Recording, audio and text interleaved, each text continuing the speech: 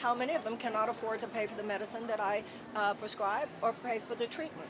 One doctor told me the other day, said 10 years ago, if I was, after I'd seen a patient, and I told the patient what medicine or what treatment I wanted, 10 years ago the question would have been, what are the side effects? Today, the question is more often, how much will it cost me?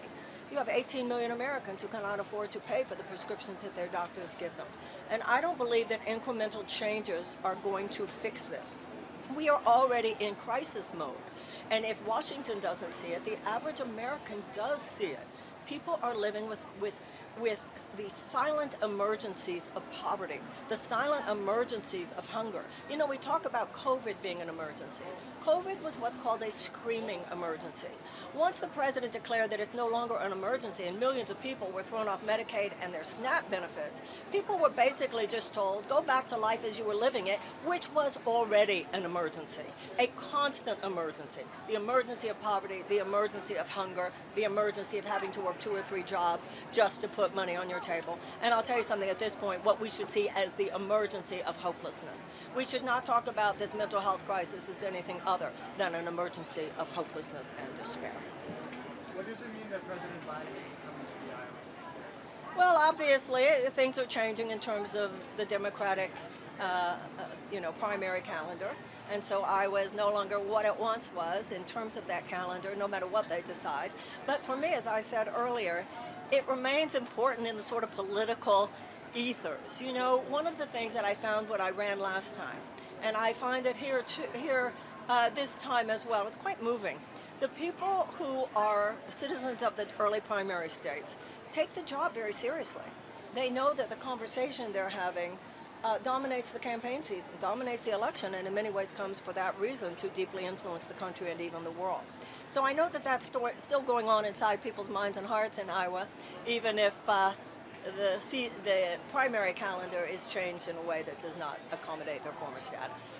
You're running against a sitting Democrat. What is your biggest concern with President Biden's leadership? I'm sorry, what was the first half of your question? You're running against a sitting Democrat as Yes. a Democrat. Yes. So what is your biggest concern with President Biden's leadership?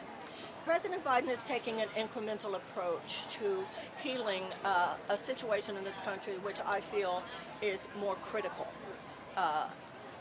The president is seeking to alleviate the stress of people who are living within an unjust system.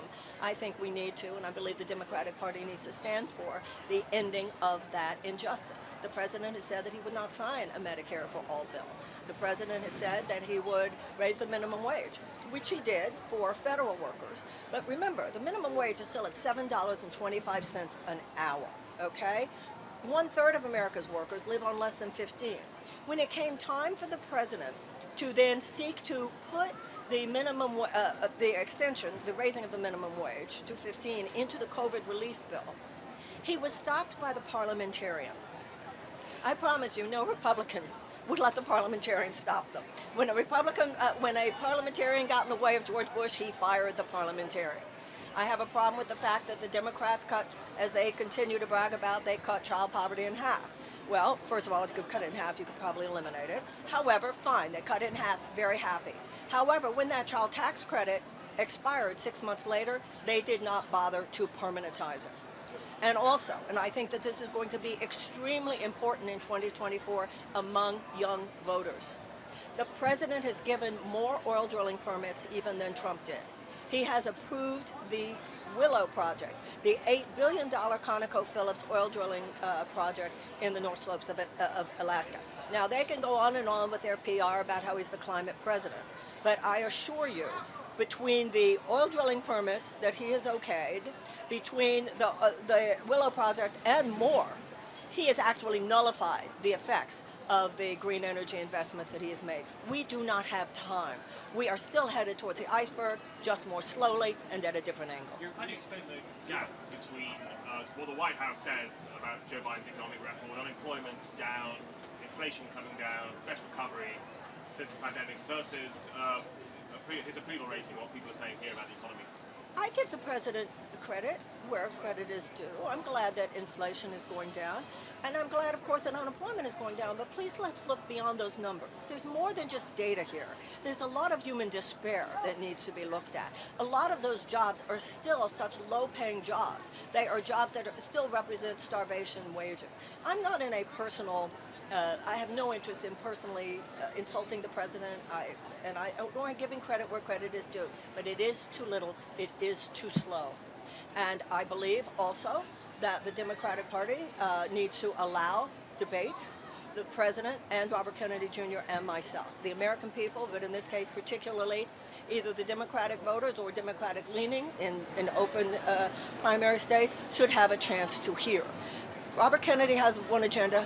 Mine is very different than his, and the president's is very different than mine. All the president has told us so far is, let me finish the job. That is not a political agenda. You're making a substantive case against the Biden record, how you improve it, but what's your own personal reaction to the ongoing investigation of Hunter Biden's business deals and Joe Biden's knowledge? Yeah. Whether he has any, and does it make him a riskier choice for Democrats next year if they nominate him? First of all, as Americans, all of us need to stand on the principle and recognize that the judicial system acts independently from politics. We need to support that. We need to respect that. There's an independent counsel for Trump, for Biden, and now for Hunter Biden. Let the system do what it does. Secondly, it is important for all of us to acknowledge Hunter Biden is not his father. Having said all that, this clearly complicates the situation. I'm running on the issues. I'm running basically on the issue of economic reform, fundamental economic reform, as well as a genuine turnaround and a move from a dirty economy to a clean economy. However, anyone should be able to see this gives further evidence that the president is a weak candidate and makes us more vulnerable in 2024. I don't blame him for the behavior of his son. I understand all that. I understand there's a personal. I have compassion as human beings, but I think for those of us who are very concerned about winning in 2024, we cannot afford to ignore that complicating factor. You finished quarter two owing more money than what you have in the bank. I'm just wondering, do you think your campaign is sustainable? It's very stable. It's simply smaller on a certain level than other campaigns. But I think that my campaign goes deep. Remember, what I'm talking about is an agenda that is aligned with the majority views of the American people. Let's remember, in the New York Times poll that came out the week before last, a gold standard poll, I'm 7 points behind the president among voters 19 to 29. The president is at 34, I'm at 27, and Bobby Kennedy is at 13. Now, what does that say? On one hand, it says that young people see me as I see them, and they hear me when I say, why are you having to live your lives at the effect of bad economic ideas left over from the 20th century? But there's another factor there. They support me because they hear me. Why do they hear me? Because they're on TikTok. So if you're young, I have access to you, and it doesn't cost money. If you are older than that, you are more likely to be getting your political information from MSNBC, CNN, and so forth, where I have been blackballed, where I am in many cases, which is why I'm grateful to all of you for being here, invisibilized, minimized, marginalized, lied about, smeared, mocked. It's kind of like you just get used to it. But when I'm actually speaking to audiences, there is no problem whatsoever. And there are people who have a lot more money in the bank in their campaign than I do, who do not get nearly the standing ovations that I do, and that's just fact. Marianne, has the DNC explicitly said there will be no debates too? The DNC has said there will be no debates, but hopefully, as this conversation grows, the majority of Democrats have indicated that they do want debates. The American people, particularly at a time like this, should have the opportunity to hear their options. Would you debate just Kennedy? I've asked Bobby if he would debate me. I put that on Twitter, and maybe we could talk to him today and say you ought to debate Marianne. We're acquaintances from way back. I like Bobby. This is not a fight among us. I would love to debate Bobby. I would love to debate any of those guys. Pardon? Why don't they want to debate me, you think? What are your priorities when it comes to agriculture or rural America? Well, before the 1980s, you could be, let's say, a mayor of a rural town.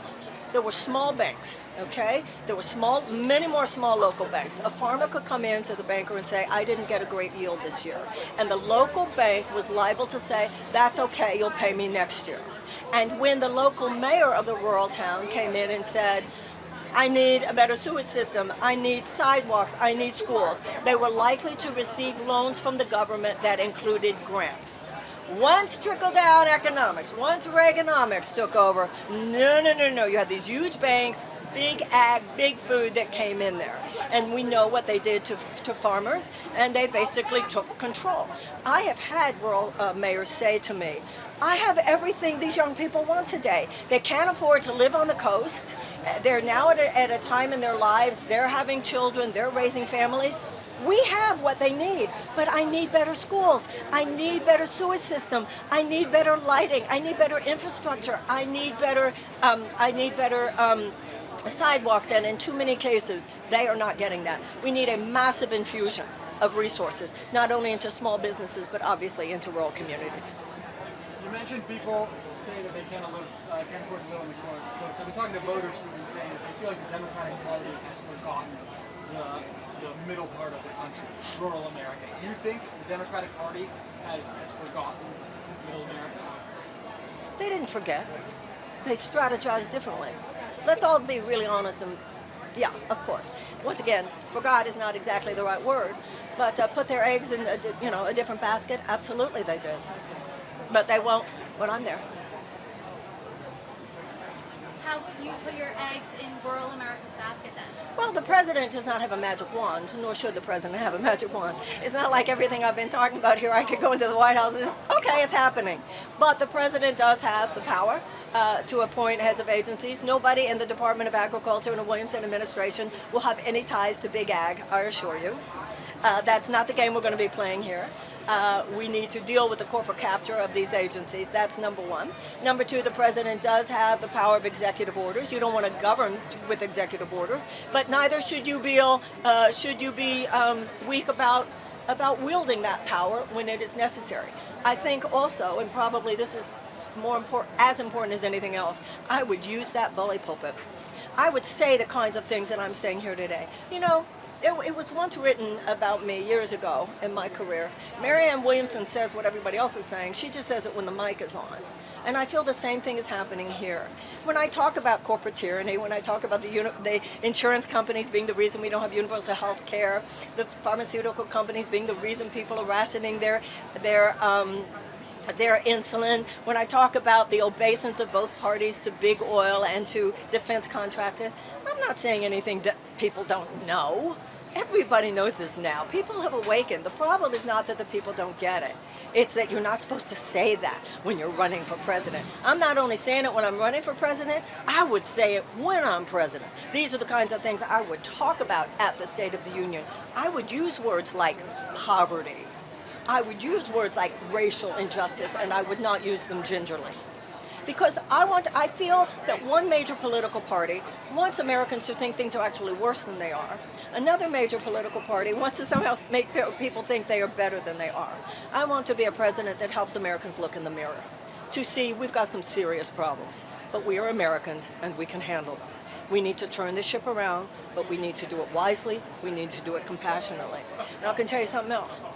In my 4 years as president, the ship would not have completely turned around, but I can get us around the curve. I can get us around the curve in 4 years, then you give it over to a younger generation, because it's their turn now. What are your strategies against corporate greed, corporate tyranny? Pardon? What are your strategies against corporate tyranny? Well, let's be very, very clear. The reason there is corporate tyranny, and I think Americans have to recognize this, we allowed it to get this bad.